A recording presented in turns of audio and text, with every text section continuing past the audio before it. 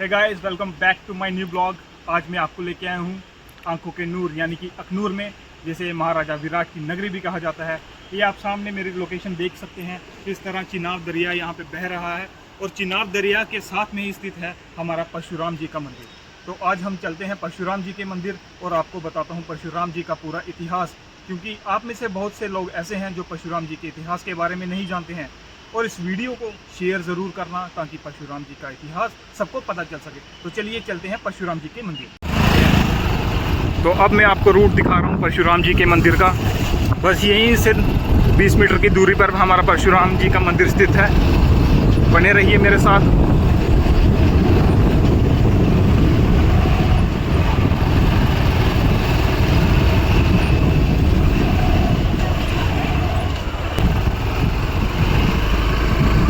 अब हम आ पहुँचे हैं अपने परशुराम जी के मंदिर। ये सामने है हमारा मंदिर।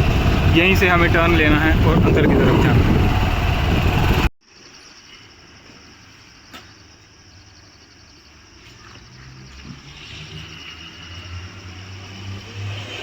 आज के ब्लॉग में मैं आपको लिए आया हूँ भगवान परशुराम जी के मंदिर। भगवान परशुराम जी, जिनका नाम था भगवान राम, बाद में उनके साथ परशु जुड़ा और बना परशुराम। ये चिरंजीवी भगवान है, यानी कि इस समय भी इनकी एग्जिस्टेंस है। ये अभी भी इसी समाज में है और जहाँ है वो भी मैं आपको बताऊंगा। इनका जन्म स्थान भी बताऊंगा। तो चलिए पहले मेरे साथ करते हैं भगवान परशुराम जी के दर्शन और साथ साथ में आपको हिस्ट्री भी बता दूँगा।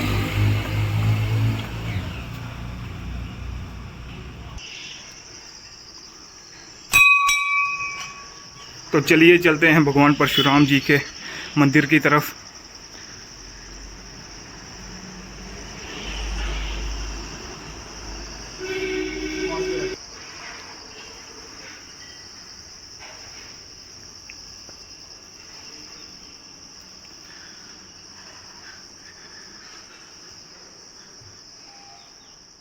जय परशुराम भगवान की जय। तो सबसे पहले आप करिए दर्शन भगवान परशुराम जी के। परशुराम जी के साथ जो फरसा पड़ा हुआ है, एक्स जो उनके साथ पड़ा हुआ है, ये इन्हें मिला था भगवान शिव की उपासना करके। यानी कि भगवान शिव की उपासक थे हमारे भगवान परशुराम जी, और इन्हीं की उपासना से खुश होकर भगवान शिव ने इन्हें दिया था ये एक्स यानी कि परशु। तब जाके इनका नाम पड़ा परशुराम। पहले इनका नाम था राम। स्टार्ट। जय परशुराम। इस समय मैं मौजूद हूँ भगवान परशुराम जी के मंदिर में। आप मेरे पीछे सबसे पहले परशुराम जी के दर्शन करिए। चिरंजीवी भगवान जो इस समय भी एग्जिस्ट करते हैं, जो इस समय मौजूद है महेंद्रगिरी पर्वत जो कि उड़ीसा में है, वहाँ पे। अब आप लोग बोलोगे कि आपको अगर पता है कि भगवान परशुराम जी अगर महेंद्रगिरी पर्वत पर अभी भी हैं, तो हम उनसे क्यों नहीं मिल सकते? भगवान से मिलना इतना आसान नहीं है। अगर आप कोशिश करना चाहते हो तो आप कोशिश कर सकते हैं। लास्ट कोशिश की थी हमारे पांडवों ने जब उनको अज्ञातवास हुआ था। अज्ञातवास के दौरान उन्होंने महेंद्रगिरी पर्वत पर विजिट किया था, लेकिन वहाँ उन्हें मिले थे हमारे परशुराम भगवान के अनुयायी। उन्होंने ही उन्हें बताया पूरी कहानी। उसके बाद उन्होंने परशुराम भगवान से मिलने की जो जिद थी वो छोड़ दी। और भगवान परशुराम जी का जन्म स्थान मुझे नहीं लगता कि आप में से किसी को पता होगा, क्योंकि अगर मैं आपसे पूछूंगा भगवान श्री कृष्ण का जन्म स्थान क्या है तो आप लोग मुझे बताओगे मथुरा वृंदावन। अगर मैं पूछूंगा भगवान राम का जन्म स्थान क्या है तो आप मुझे बताओगे अयोध्या। लेकिन अगर मैं आपसे पूछूंगा भगवान परशुराम जी का जन्म स्थान क्या है तो मुझे नहीं लगता कि आप में से चंद लोग भी ये बता पाएंगे कि भगवान परशुराम जी का जन्म स्थान कहाँ है। तो आज मैं आपको बताता हूँ कि भगवान परशुराम जी का जन्म स्थान कहाँ है। भगवान परशुराम जी का जन्म स्थान है चनापाव कुटी, जो इंदौर में है, मध्य प्रदेश में है। आप मथुरा वृंदावन गए हैं, आप अयोध्या गए हैं, लेकिन मैं आपसे आग्रह करता हूँ कि आप एक बार इंदौर भी जाएं, भगवान परशुराम जी के जन्म स्थान पर जाएं, वहाँ जाके उनके मंदिर में वहाँ पे दर्शन करें। भगवान परशुराम जो चिरंजीवी है, इनके साथ ही चिरंजीवी हमारे हनुमान जी भी हैं, वो भी अभी एग्जिस्ट करते हैं। इस समय वो तिब्बत के किम पुरुष वर्ष जगह नामक स्थान पर हमारे भगवान हनुमान जी हैं। और हमारे परशुराम जी जो आगे चलकर आपको पता है कि कल्कि अवतार होगा, उनके गुरु के रूप में भगवान परशुराम जी ही उनका मार्गदर्शन करेंगे। इस समय हम कलयुग में हैं।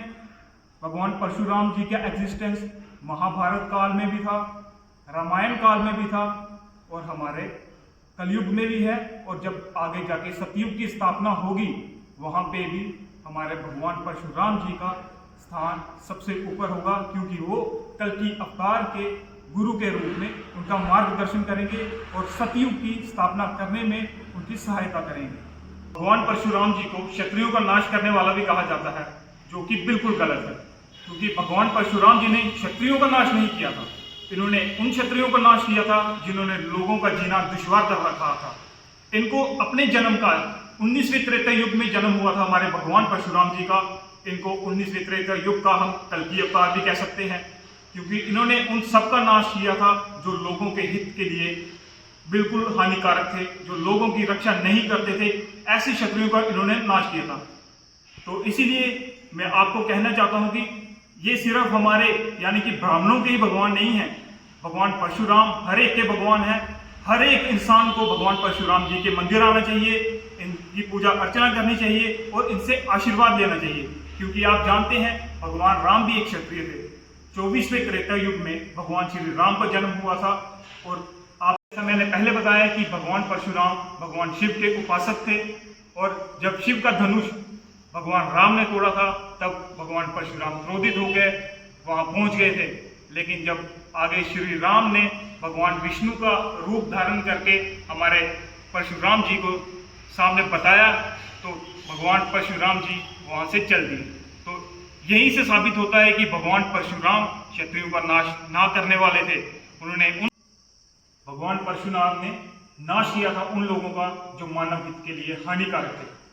अब भगवान परशुराम जी हमारे भगवान विष्णु के छठे अवतार थे, यानी कि शक्तेश्वर अवतार जिन्हें कहा जाता है। शक्तिवेश्वर अवतार यानी कि भगवान विष्णु ने किसी मनुष्य को कुछ स्पेशल पावर्स देके भेजा होता है, उसे ही कहा जाता है शक्तिवेश्वर अवतार। अब भगवान विष्णु के छठे अवतार हमारे भगवान परशुराम जी हैं, और भगवान विष्णु के ही अवतार हैं हमारे नारद मुनि कहते हैं, और भगवान विष्णु के ही अवतार हैं भगवान राम।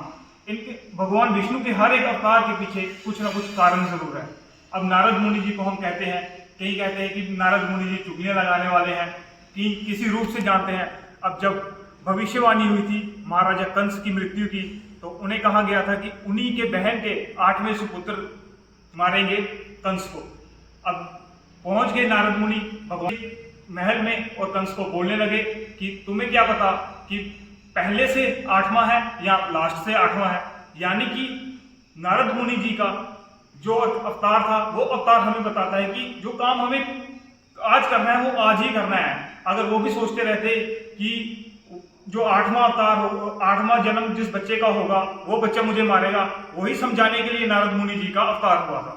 तो अब भगवान परशुराम जी पे आइए। भगवान परशुराम जी का अवतार भी एक स्पेशल पर्पस के लिए हुआ था, और वो स्पेशल पर्पस था लोगों को उस समय लोगों पर हो रहे अत्याचार उन लोगों से बचाने के लिए।